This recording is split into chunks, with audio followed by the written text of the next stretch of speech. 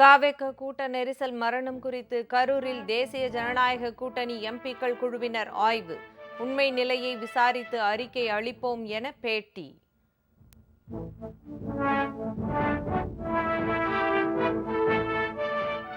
கரூர் மாவட்ட தாவேக நிர்வாகிகள் 2 பேர் கைது.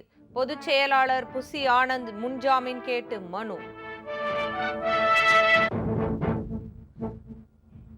சென்னை தியாகராய நகரில் போக்குவரத்து நெரிசலை குறைக்க 165 கோடி ரூபாய் செலவில் அமைக்கப்பட்ட புதிய மேம்பாலம் முதலமைச்சர் ஸ்டாலின் திறந்து வைத்தார்.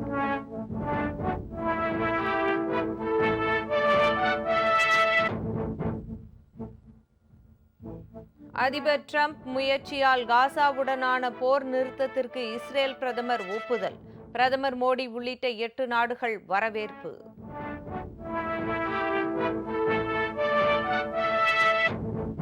சென்னையில் ஆபரண தங்கம் சவரன் 87,000 ரூபாயை நெருங்கியது.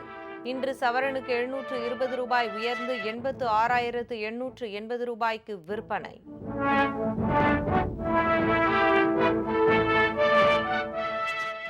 வங்கக்கடலில் நாளை புதிய காற்றழுத்த தாழ்வு பகுதி உருவாகிறது.